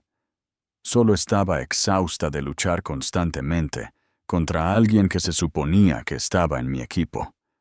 Una vez que dejé de gastar energía en esa lucha, una vez que empecé a usar mi fuerza para mí misma en lugar de contra mí misma, no hubo límite a lo que podía lograr. 6 meses después, recibí una invitación que nunca esperé. Una solicitud para hablar en una conferencia sobre prevención de la violencia doméstica, organizada por el sistema penitenciario estatal. La audiencia incluiría a oficiales de correccionales, trabajadores sociales e internos que participaban en un programa de rehabilitación enfocado en comprender el impacto de sus crímenes. Javier estaría en la audiencia. Casi me negué. La idea de volver a verlo, de estar en la misma habitación con el hombre que me había robado tantos años de mi vida, me revolvió el estómago de ansiedad. Pensé en todas las mujeres que todavía estaban atrapadas, todavía creyendo las mentiras de su abusador sobre su debilidad y dependencia. Si mi historia pudiera llegar a una de ellas, si pudiera sembrar una semilla de duda sobre la narrativa que les habían alimentado, entonces enfrentar a Javier valdría la pena. El día de la conferencia, Luna se ofreció a acompañarme para apoyarme, pero me negué. Esto era algo que necesitaba hacer sola. Una confrontación final que cerraría el círculo de mi transformación. La prisión era exactamente lo que esperaba. Estéril, institucional, diseñada para contener en lugar de sanar. Pero la sala de conferencias donde hablé estaba llena de personas que realmente estaban tratando de entender y cambiar. Y eso me dio esperanza. Conté mi historia como siempre lo hacía. Honestamente, sin minimizar los crímenes de Javier ni mi propio viaje de víctima a sobreviviente. Hablé sobre la maceta del olivo, sobre el momento en que mi mundo se hizo añicos y reveló la verdad debajo. Discutí el largo proceso de reconstruir mi sentido de identidad, de aprender a confiar de nuevo en mis propias percepciones. Y hablé sobre el perdón, no el tipo que excusa o permite, sino el tipo que libera al perdonador de la carga de llevar el veneno de otra persona. Cuando terminé de hablar, hubo un largo silencio. Luego, una oficial de correccionales levantó la mano. Señora Rodríguez, ¿cómo responde a las personas que dicen que mujeres como usted deberían haber sabido, deberían haberse ido antes, deberían haber visto las señales?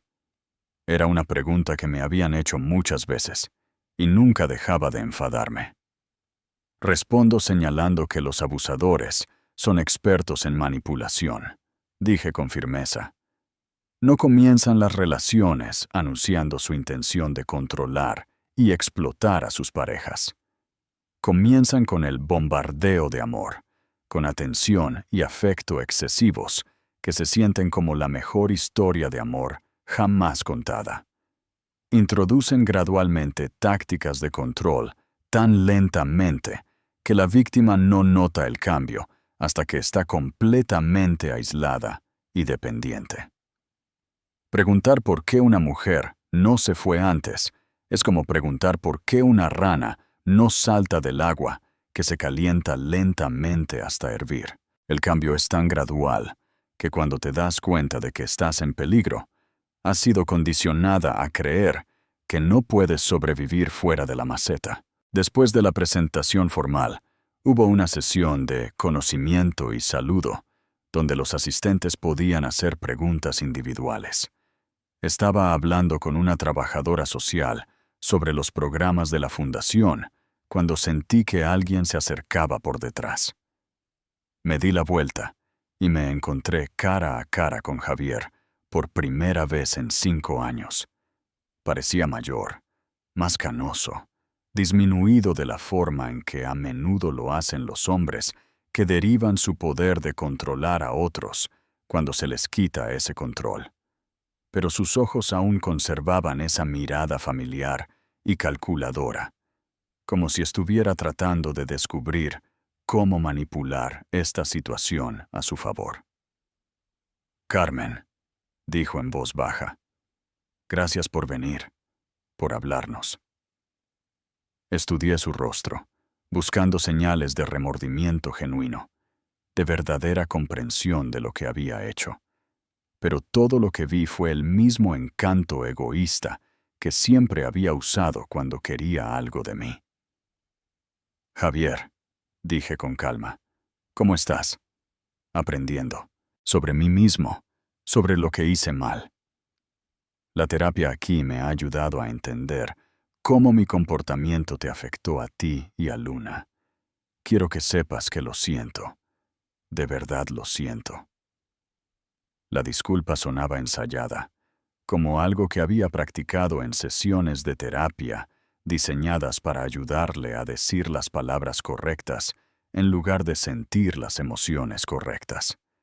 «Aprecio eso», dije. «Espero que la terapia te esté ayudando a convertirte en una mejor persona». «Carmen, sé que no tengo derecho a pedir esto, pero ¿crees que hay alguna posibilidad para nosotros? En el futuro, quiero decir. Cuando salga. Sé que tengo mucho trabajo por hacer, mucho que compensar, pero tuvimos 23 años juntos. Eso tiene que contar para algo». Y ahí estaba, la misma suposición de derecho que había caracterizado todo nuestro matrimonio.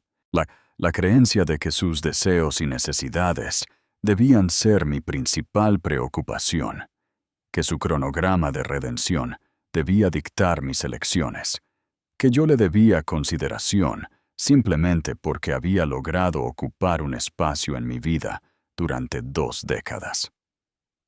«Javier», dije suave pero firmemente, «quiero que me escuches con mucho cuidado. Te perdono por lo que me hiciste, porque llevar la ira estaba destruyendo mi propia vida. Pero el perdón no significa reconciliación. No significa pretender que lo que pasó no pasó, o que tienes derecho a una segunda oportunidad conmigo». Su rostro comenzó a cambiar. La máscara de contrición se deslizó para revelar el familiar destello de ira debajo. «He construido una vida que amo», continué. «Una vida basada en la honestidad, el respeto y la asociación genuina con personas que me ven como una igual. Nunca renunciaría a eso para volver a una relación construida sobre mentiras y control. Por mucha terapia que hayas tenido o por mucho que digas sentirlo. Pero Carmen, no hay peros, Javier. Esta conversación ha terminado. Te deseo lo mejor en tu rehabilitación y espero que uses el tiempo que te queda aquí para convertirte en alguien que nunca más lastimaría a otra mujer como me lastimaste a mí. Pero esa persona, si alguna vez existe, tendrá que construir relaciones con personas que no sepan de lo que eres capaz. Yo sí, y nunca lo olvidaré». Me alejé sin mirar atrás, sintiéndome más ligera con cada paso. Esa noche, llamé a Luna desde mi habitación de hotel para contarle sobre el encuentro. «¿Cómo te sientes?», preguntó. «Libre», dije sin dudarlo. «Completamente, finalmente libre. Durante 5 años he estado sanando de lo que me hizo, pero siempre hubo una pequeña parte de mí que se preguntaba si estaba siendo demasiado dura, si debería estar más abierta a la posibilidad de redención. Verlo hoy, escucharlo intentar manipularme incluso desde prisión, me confirmó que tomé la decisión correcta. Estoy orgullosa de ti, mamá, por ir, por decir tu verdad y por alejarte. ¿Sabes qué fue lo más extraño? Se veía tan pequeño, no físicamente, sino disminuido. Todos esos años parecía tan poderoso, tan en control de todo. Pero hoy solo parecía un hombre triste y envejecido, que había tirado todo lo real en busca de poder sobre otra persona. Eso es lo que son los matones debajo de toda la fanfarronería. Personas pequeñas y asustadas, que solo pueden sentirse grandes, haciendo que los demás se sientan pequeños. Después de colgar con Luna, me senté junto a la ventana del hotel y pensé en el viaje que me había traído a este momento. Hace 5 años, yo había sido una mujer que se disculpaba por romper una maceta. Esta noche, era una mujer que podía enfrentar a su abusador y marcharse con su dignidad intacta. La transformación no había ocurrido de la noche a la mañana. Se había construido a través de miles de pequeñas elecciones. La elección de confiar en mis propias percepciones. La elección de buscar ayuda. La elección de creer que merecía algo mejor. La elección de usar mi dolor para ayudar a otros. Un año después, me encontraba en la misma sala de conferencias donde había celebrado la fiesta de aniversario de la fundación. Pero esta vez estábamos celebrando algo aún más significativo.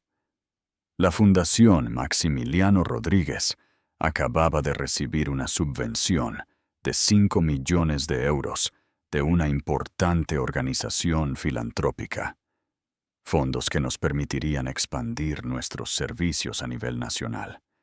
Pero la verdadera celebración era para las mujeres cuyas vidas habían sido transformadas a través de nuestro trabajo. Linda Suárez acababa de graduarse de la Facultad de Derecho y se uniría a nuestro equipo de defensa legal. Sofía había terminado su libro sobre el abuso financiero, que se había convertido en un éxito de ventas y estaba siendo adaptado a un documental.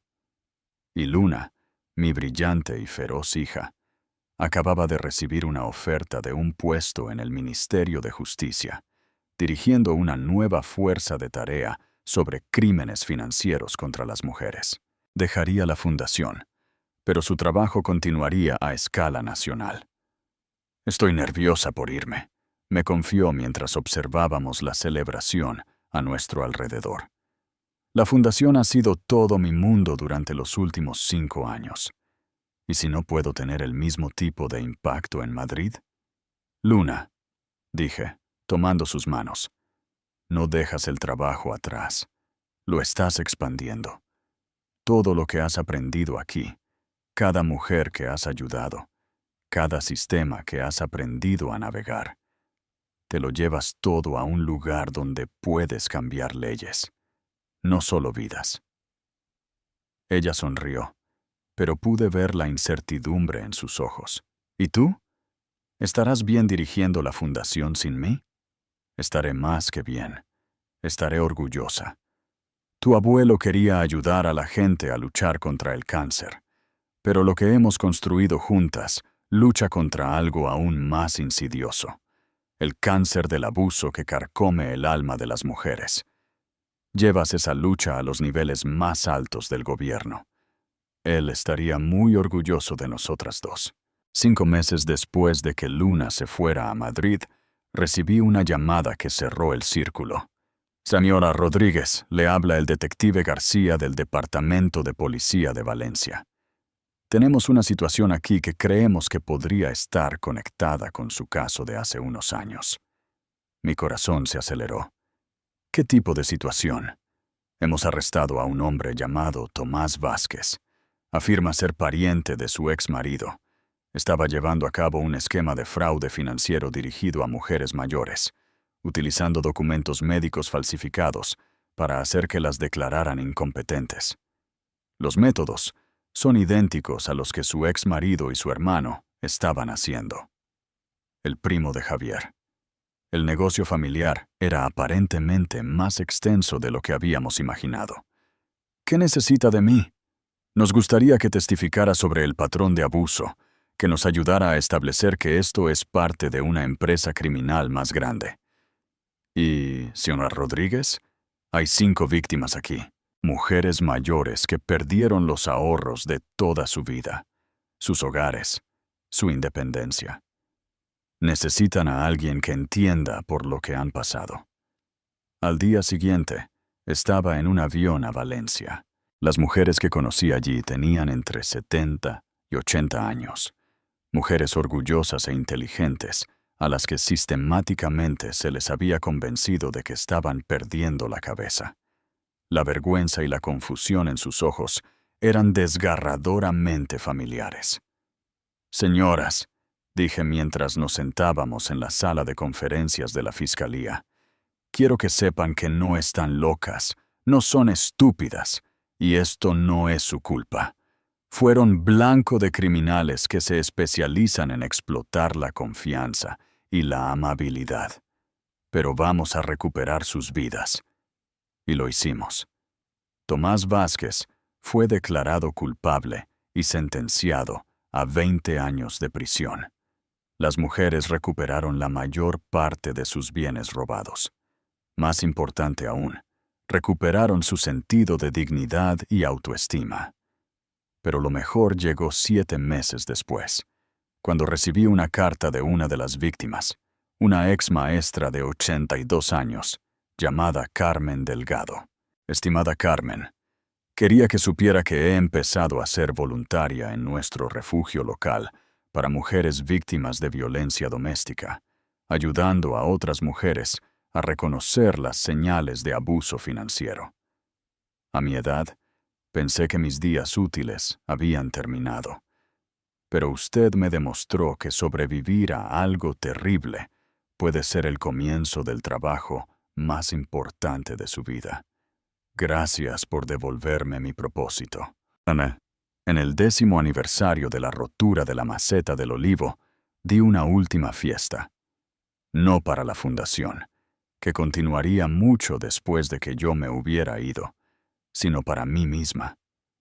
Una celebración de una vida recuperada, un propósito descubierto, una mujer renacida.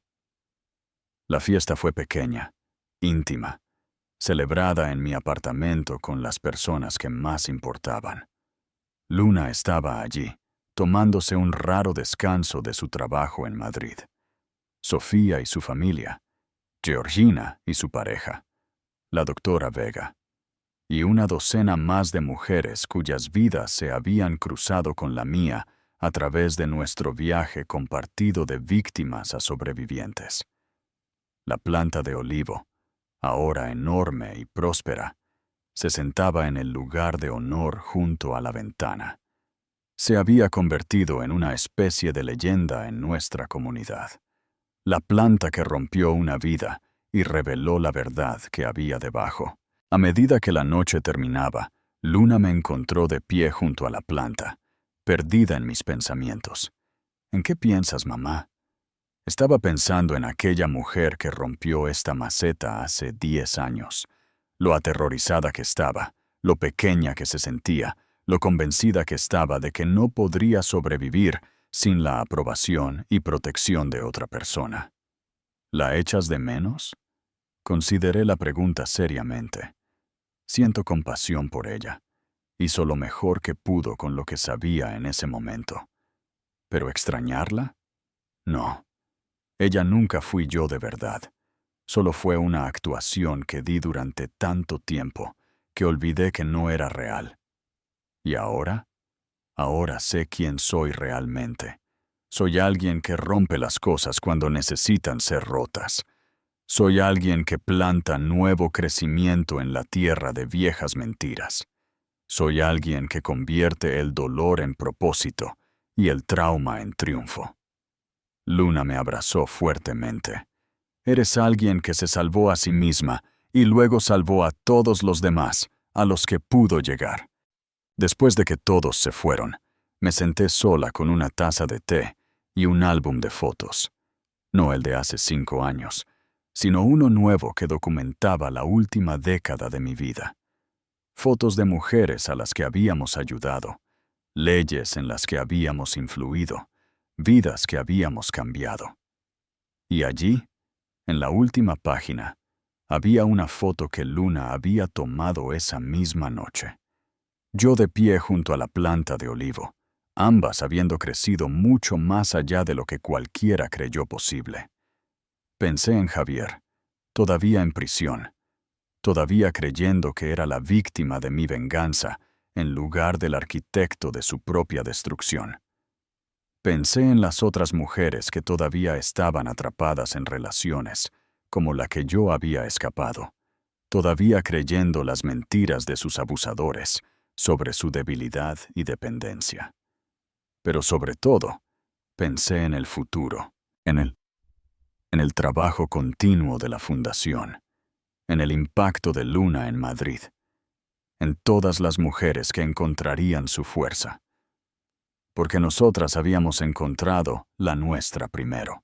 La planta de olivo susurró suavemente con la brisa de la tarde de la ventana abierta, sus hojas atrapando la última luz del día.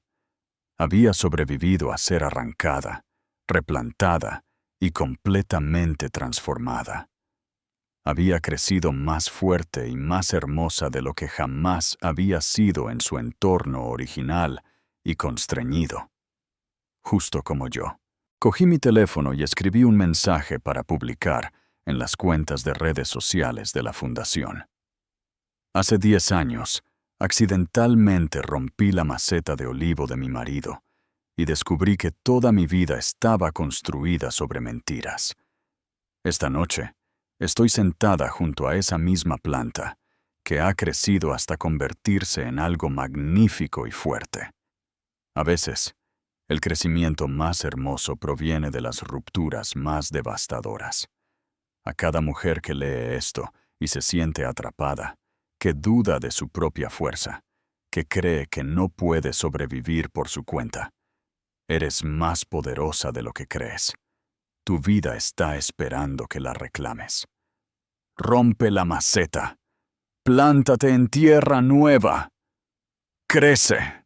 A los pocos minutos, las respuestas comenzaron a llegar. Mujeres compartiendo sus propias historias de escape y transformación. Otras pidiendo ayuda, otras ofreciendo apoyo y aliento a quienes todavía estaban atrapadas. Sonreí y cerré el portátil. Mañana habría más trabajo que hacer, más mujeres a las que ayudar, más vidas que cambiar. Pero esta noche, yo era simplemente una mujer que se había liberado de una hermosa prisión y había construido algo real y significativo a partir de los pedazos. La planta de olivo se balanceaba suavemente en su maceta, sus raíces profundas y fuertes, extendiéndose siempre hacia la luz. Justo como yo. Si esta historia te ha tocado el corazón, no olvides darle un me gusta y compartirla. Y por supuesto, suscríbete para no perderte nuestras próximas historias de valentía y esperanza.